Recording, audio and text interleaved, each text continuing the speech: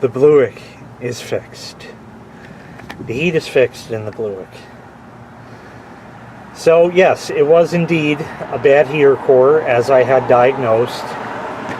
Everything was 100% right as far as that was concerned. Fortunately, the entire operation could be done right here under the hood. There was no need whatsoever to tear the dash apart or do any of that, which would have been a nightmare. So pretty much just this box, you see the seam there, okay? Just that box comes out, and then you can access the heater core. The hoses are right there. The clamps are on nice and tight. You can actually even see a little bit of the copper of that. So everything's there and back.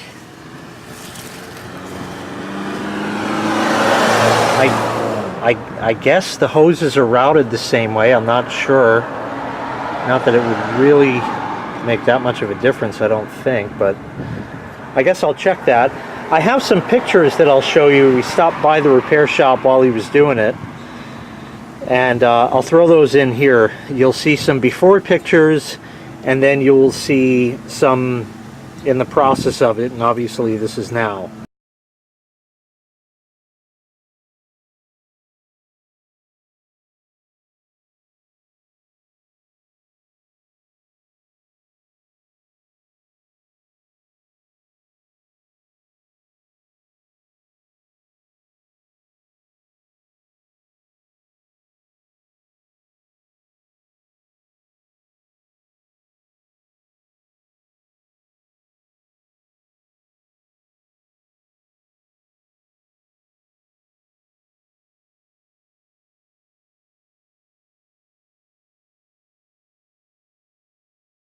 I also learned while he had this open what this connector and that thing is, and that's simply the blower motor resistor. It's right there. 2 screws, take them right out, and you can replace it. No big deal. And should I ever need a blower for this, because it is a bit noisy at times, a blower is like, I think I looked up like 15-20 bucks or something, and that's retail price. So dirt cheap. Doesn't include the wheel or the squirrel cage blower itself, just the motor, but the wheel generally doesn't go bad, so I'm not actually concerned about that. So I went to pick the car up, and then I had a problem. See, this repair shop that I used, they're great. They're a bunch of Latino guys. Apparently they're all related. And that's fine. I mean, they did good work. They did screw something up, though, and that was this. My dad picked the car up late that night. I had to come home, so I used the other classic, the '87 Camry, and came home with that, and then went out the next day. I went to look at the car the next day, and I went to operate this lever, which goes from cold to hot. And I moved it, and basically I got over here, and then I went to move it back, and it just got stuck and wouldn't move. Now I'll show you. There's a little resistance there, but I can live with that. It's smooth as silk through the rest. And it also goes pretty much all the way back, where before it wasn't doing that. So it seems that that lever operates this cable, and that pulls on that little crank there with that pinkish looking, the camera doesn't make it out to be pink really for whatever reason, but I guess it used to be red.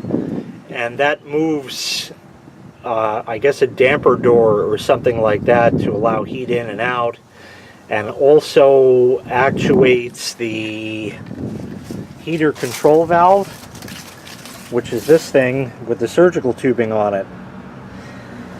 So when he put this back, he just sort of eyeballed it and put it back, and it got jammed up because I guess it was at the end of its travel or whatever the deal was.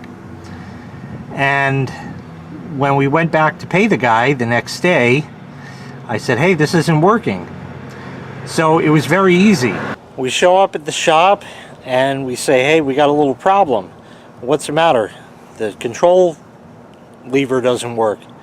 Okay, Paco, blah, blah, blah, blah, blah, whatever he said. Paco comes over here and he goes to look at it. So he goes to look at the car and he goes to try to access it from here, and he's not getting good access. And then he goes to the other side and he tries from over there, and he can't get good access from there either. So the next thing he did is he put one foot up on my bumper and actually laid down over the top of the engine, which was hot no less, laid down on top of the engine so he could reach that and work on it. And I was like, he can do that? And my dad and I looked at each other and we're like, yeah, I guess you can. I mean, if you think about it, really, it's bolted to the car. The engine weighs a ton as it is, so why can't it support, you know, 100 and what could he have weighed? 150, 160 pounds, maybe? Soaking wet, you know? So he just went over there and he said, okay, I can adjust it for you, man. He said, okay, move one side, move other side. And we played the game for a little bit, and he locked it down where it needed, and that's it. Now it works. So everything is all fixed. I'm very happy. Now, there's only one problem. How much did this all cost? Before I get to how much I paid, I was editing this video and realized there were a couple of points I wanted to also make here. Here was the old heater core, and it looks like he had some trouble getting the old hose off. He just put a pair of pliers on there and squeezed the hell out of it. And you see this here? And over here? That's probably where it gave out, which was exactly what I thought as well. It's a little loose, nothing the camera is going to point out. I just grabbed my cell phone because I didn't feel like getting the real camera out. But here's the old heater core, still dripping stuff. Yuck. Yeah, but this possibly is even original. I don't know. But that was that, so I wanted to show you that. And look what else is in there. Box for a thermostat.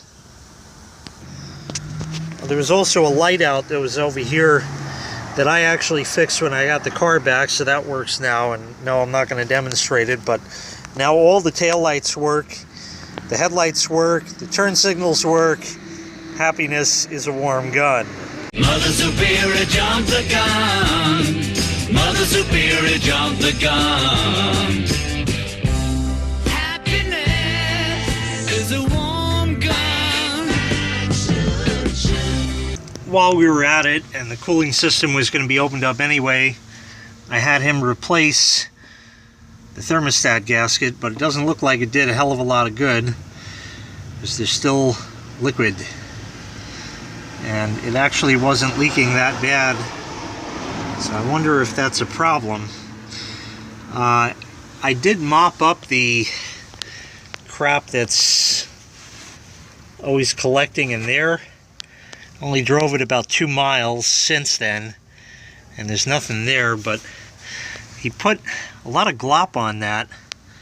I don't know if you could see it.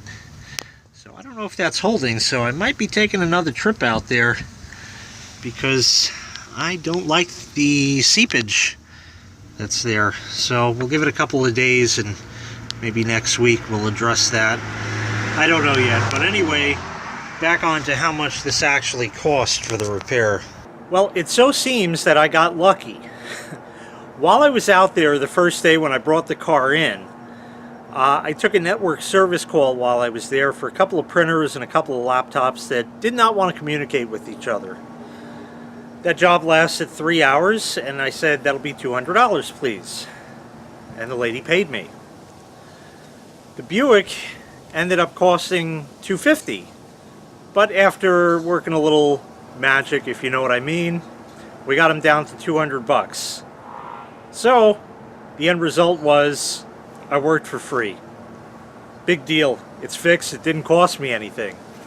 Yeah, I love that kind. Total cost for the repair was $38.01, and that was for the part alone. So it's all fixed, all back together. The heat works great. Everything works. And the next you're going to ask is, well, what about the air conditioning? No, I'm not fixing the air conditioning. This car is too old to even think about doing that to. A compressor is easily 250 bucks, and that's just the compressor itself. Not to mention all the labor, probably needs an evaporator and a this and a that and a blah blah blah. Not happening. Plus, do I really want to stress out a 50-year-old engine, especially in the summer heat like that? No. When the car was new, that's one thing, but now, not going to do it. Besides, there's nothing like rolling the windows down and going for a nice drive in this thing. Radio still doesn't work, but I'll look into that one day. But I really don't need it. I have all the music I need right under the hoods. Got 8 beautiful cylinders pumping. That's all the music I need. Thanks so much for watching. Make sure you hit like. Make sure you hit subscribe. And take care. We'll see you next time. Bye-bye.